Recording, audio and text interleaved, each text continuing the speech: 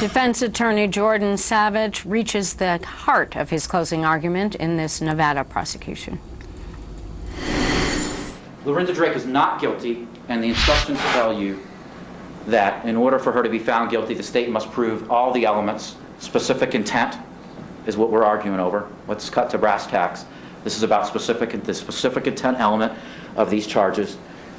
They have to prove beyond a reasonable doubt, and the instruction tells you that you must have an abiding conviction in the truth of the charge. That's what instruction 19 says, that you must have an abiding conviction in the truth of the charge. Your decision, this is one of the most important decisions you will make. Your decision must abide by you today, tomorrow, 5 years from now, 10 years from now, 15 years from now, because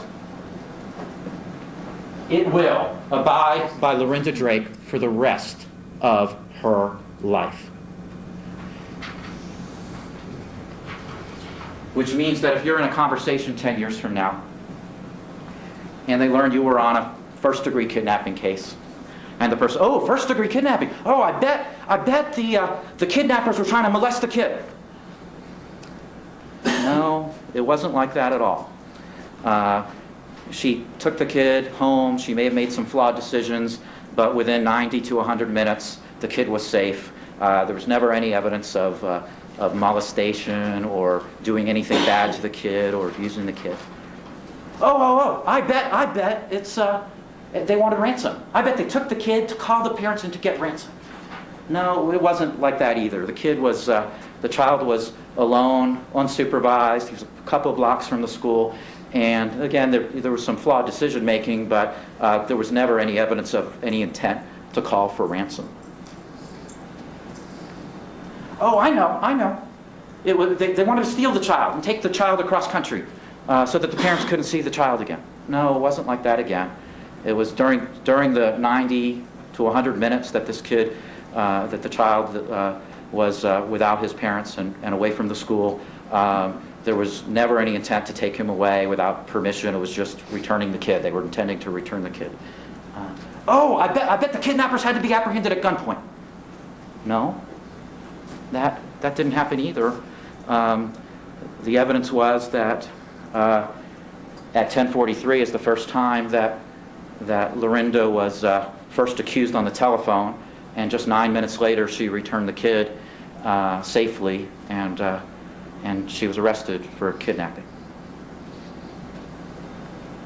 And you have an abiding truth and the abiding conviction in the truth of the charge? Is it something that will abide by you? It can't, because Lorinda Drake is not a first-degree felony kidnapper. Several things can happen, ladies and gentlemen, when a child is unattended and unsupervised in our community. You can have the perfect Good Samaritan, the Good Samaritan who makes all the right decisions.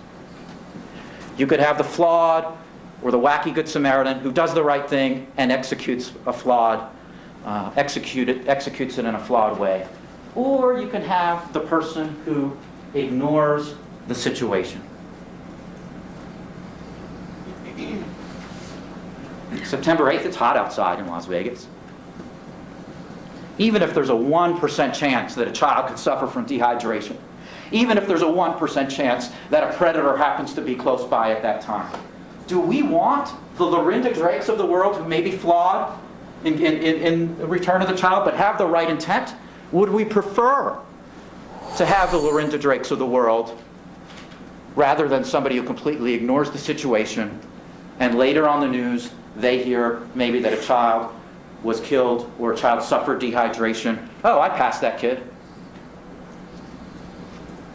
I passed that kid. Oh, that's a shame. That person certainly doesn't have to sit in this chair. Ladies and gentlemen, this chair in a kidnapping case is reserved for a predator, for a child stealer. Sustained. Is preserved for somebody who has criminal intent, specific criminal intent to commit first-degree kidnapping, conspiracy to commit kidnapping, and luring children. Lorinda Drake did not have any of that intent. And we want, as a society, the flawed Good Samaritan to pick up and protect children instead of the predators. Find her not guilty of these charges. That's a lawyer who really, really believes in that truth about the flawed Good Samaritan and not the predator. So what did the jury think? Let's listen to the verdict. I understand we have a verdict, and you are the foreperson, is that correct? Yes, sir. Would you please hand the verdict form to the marshal?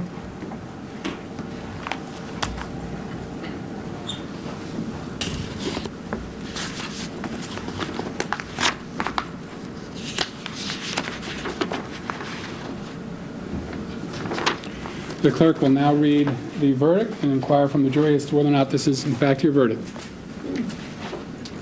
District Court, Clark County, Nevada, the State of Nevada plaintiff versus Lorinda Drake, defendant, case number 249145, Department 17, verdict.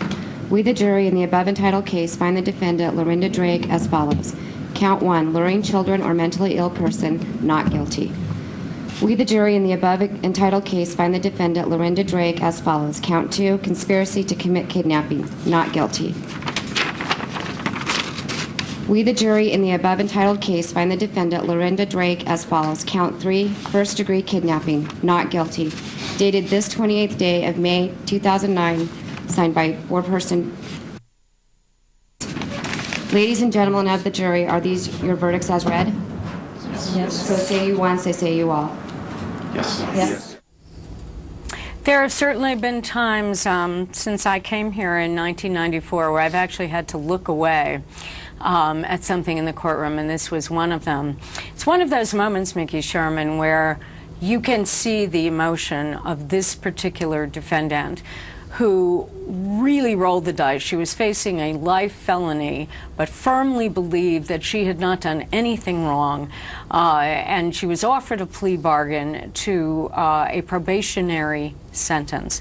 Tough stuff. Tough stuff. Yeah, and you can see it's all genuine. There's no phoniness involved, especially the defense attorney's argument. Sometimes we try and make believe that we believe in our client or believe in what we're saying, and it doesn't come off that well. This guy clearly, in the style of Leslie Abramson and the Menendez brothers, clearly convinced us that he believed in his client's innocence.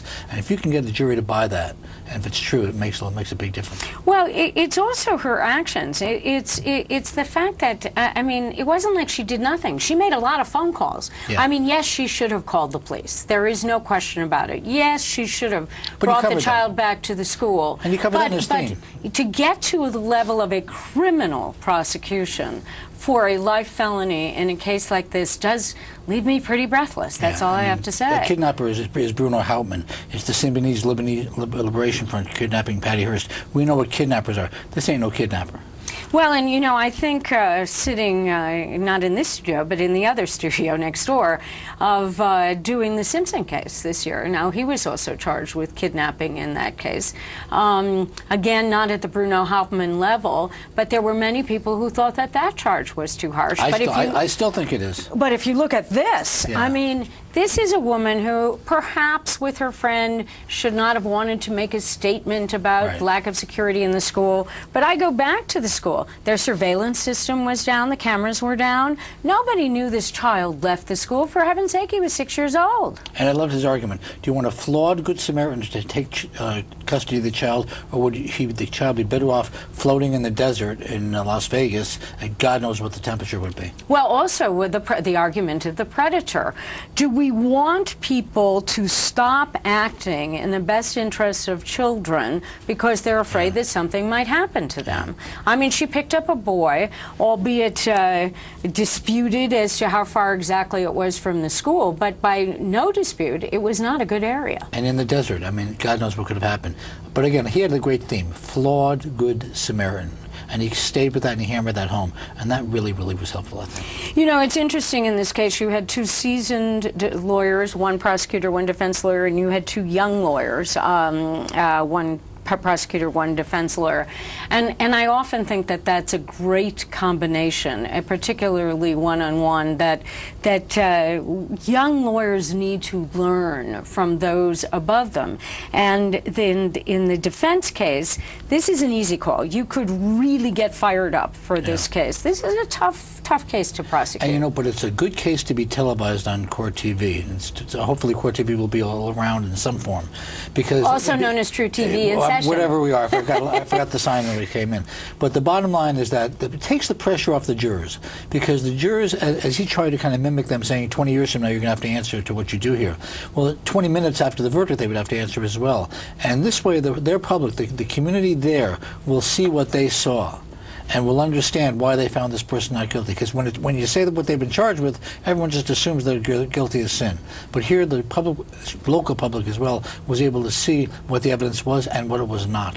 It's really quite fascinating all the way around, this kind of a case, and this is a case that I agree with Mickey, that one of the things that In Session does is bring to you what happens in real terms in terms of justice. And with that, it is time for us to take a quick break, but please don't go away, because coming up next we are going live